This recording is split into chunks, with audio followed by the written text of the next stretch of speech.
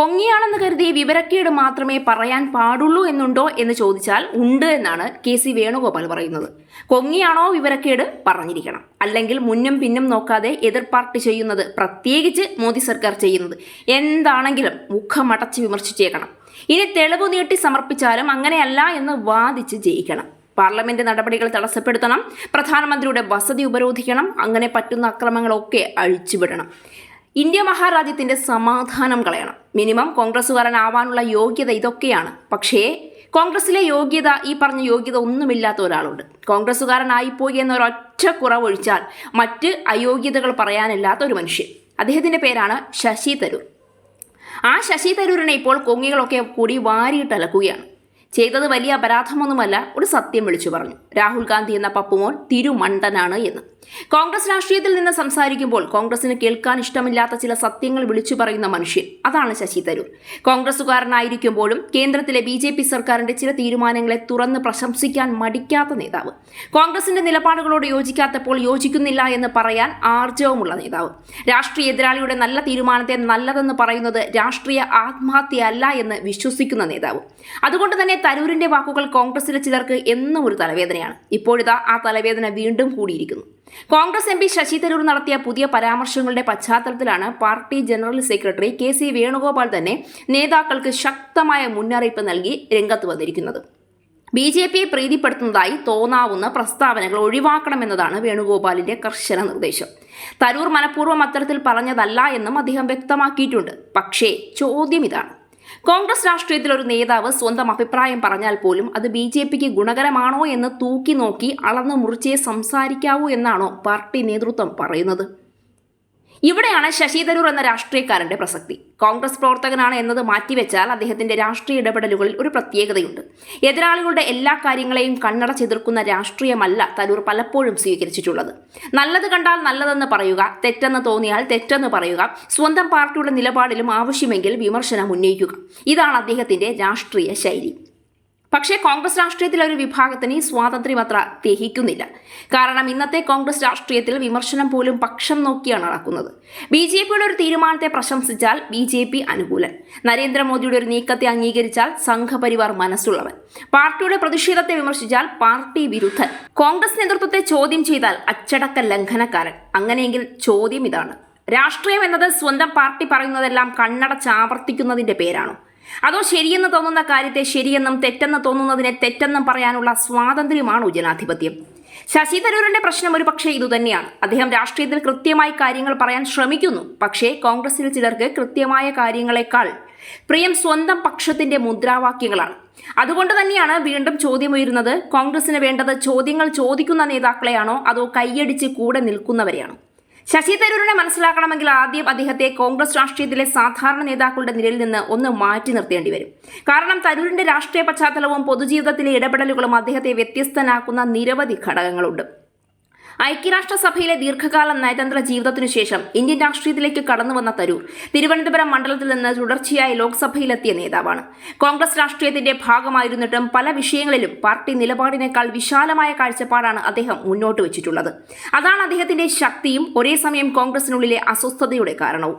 ഒരു രാഷ്ട്രീയ പാർട്ടിയിൽ പ്രവർത്തിക്കുന്ന ഒരാൾ പാർട്ടിയുടെ എല്ലാ നിലപാടുകളും അംഗീകരിക്കണമെന്നില്ല. ജനാധിപത്യത്തിൽ പാർട്ടി അച്ചടക്കത്തിന് ഒരു പരിധിയുണ്ട്. എന്നാൽ വ്യക്തിപരമായ രാഷ്ട്രീയ ബോധത്തിനും അഭിപ്രായ സ്വാതന്ത്ര്യത്തിനും അതിൻ്റെതായ സ്ഥാനവുമുണ്ട്.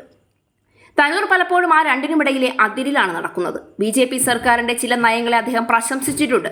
നരേന്ദ്രമോദിയുടെ വിദേശ നയ ഇടപെടലുകളെയും ഇന്ത്യയുടെ ആഗോള പ്രതിച്ഛായയുമായി ബന്ധപ്പെട്ട ചില നീക്കങ്ങളെയും അദ്ദേഹം അനുകൂലമായി വിലയിരുത്തിയിട്ടുമുണ്ട്. അതുകൊണ്ട് അദ്ദേഹം BJPക്കാരനാകുന്നില്ല. അതുപോലെ കോൺഗ്രസിന്റെ ചില നിലപാടുകളെ വിമർശിച്ചതുകൊണ്ട് അദ്ദേഹം കോൺഗ്രസ് വിരുദ്ധനുമാകുന്നില്ല. എന്നാൽ രാഷ്ട്രീയത്തിലെ ലളിതമായ സമവാക്യങ്ങൾ ഇതൊന്നും മതിയാകില്ല. അവിടെ ഒരു നേതാവ് രണ്ട് നിറങ്ങളിൽ മാത്രം നിൽക്കണം: നമ്മുടെ പക്ഷം അല്ലെങ്കിൽ അവരുടെ പക്ഷം. ശശി തരൂരിന്റെ രാഷ്ട്രീയം അതിനിടയിലെ നിരവധി നിറങ്ങളെക്കുറിച്ചാണ് സംസാരിക്കുന്നത്. ഇപ്പോഴത്തെ വിവാദത്തിനും ഇതുതന്നെയാണ് പശ്ചാത്തലം. കോൺഗ്രസ് നടത്തിയ പ്രതിഷേധത്തിന് വേണ്ടത്ര ജനപിന്തുണയോ പ്രതിഫലനമോ ഉണ്ടായില്ല എന്ന തരത്തിലാണ് തരൂർ പ്രതികരിച്ചത്. അതിനു പിന്നാലെ KC വേണുഗോപാൽ കോൺഗ്രസ് നേതാക്കൾ BJPക്ക് ഗുണകരമാകുന്ന പ്രസ്താവനകൾ ഒഴിവാക്കണമെന്ന് ആവശ്യപ്പെട്ട് രംഗത്തും വന്നു. എന്നാൽ ഇവിടെ വലിയ രാഷ്ട്രീയ ചോദ്യം ഉയരുന്നുണ്ട്. ഒരു പാർട്ടിയുടെ പ്രതിഷേധ പരിപാടി ജനങ്ങളിൽ പ്രതീക്ഷിച്ച പ്രതികരണം സൃഷ്ടിച്ചില്ല എന്ന് ഒരു പാർട്ടിയിലെ MP തന്നെ പറഞ്ഞാൽ അതിനെ ആത്മപരിശോധനയ്ക്കുള്ള അവസരമായി കാണേണ്ടതല്ലേ?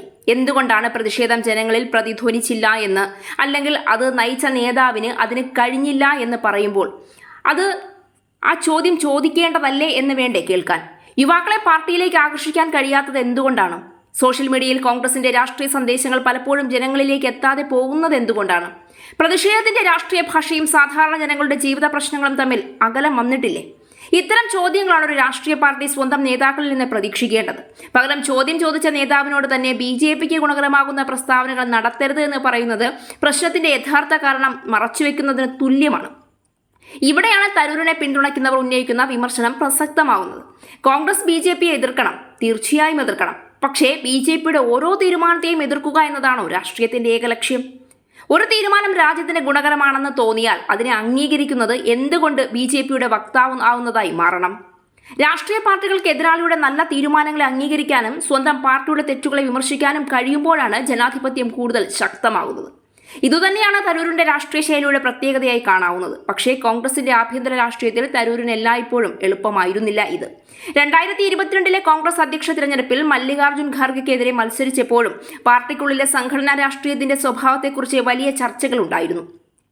അതിനുശേഷം കോൺഗ്രസിന്റെ ഔദ്യോഗിക ഘടനയിൽ തരൂരിന്റെ സ്ഥാനം സംബന്ധിച്ച ചർച്ചകൾ തുടരുകയും ചെയ്തു. കേരളത്തിലും സ്ഥിതി വ്യത്യസ്തമായിരുന്നില്ല. തരൂരിന്റെ ജനപ്രീതിയിലും ദേശീയ തലത്തിലുള്ള പ്രതിച്ഛായയും കേരളത്തിലെ കോൺഗ്രസ് സംഘടനാ രാഷ്ട്രീയവുമായി പലപ്പോഴും സംഘർഷത്തിലായി.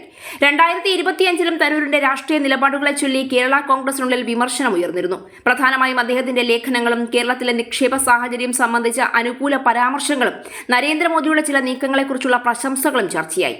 കോൺഗ്രസിന്റെ ചരിത്രം തന്നെ നോക്കിയാൽ അഭിപ്രായ വ്യത്യാസങ്ങൾ പുതിയ കാര്യമല്ല.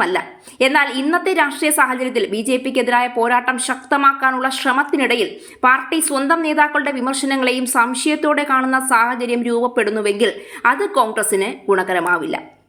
കാരണം ജനങ്ങളിപ്പോൾ പഴയകാലത്തെ പോലെ പാർട്ടി പറയുന്നതെല്ലാം കണ്ണടച്ച് സ്വീകരിക്കുന്നവരല്ല. ഒരു പ്രസംഗത്തിൽ കോൺഗ്രസ് BJPയെ വിമർശിക്കുകയും മറ്റൊരു ദിവസം BJPയുടെ ഒരു നല്ല തീരുമാനത്തെ അംഗീകരിക്കുകയും ചെയ്യുന്ന ഒരു നേതാവിനെ ജനങ്ങൾ വിലയിരുത്തുന്നത് അതിന്റെ അടിസ്ഥാനത്തിൽ തന്നെയാണ്. വേണുഗോപാലിന്റെ ഇപ്പോഴത്തെ പ്രസ്താവനയിൽ പോലും ഒരു പ്രധാന സൂചനയുണ്ട്. തരൂർ മനഃപൂർവ്വം BJPയെ സഹായിക്കാൻ പറഞ്ഞതല്ല എന്ന് അദ്ദേഹം തന്നെ വ്യക്തമാക്കുന്നുണ്ട്.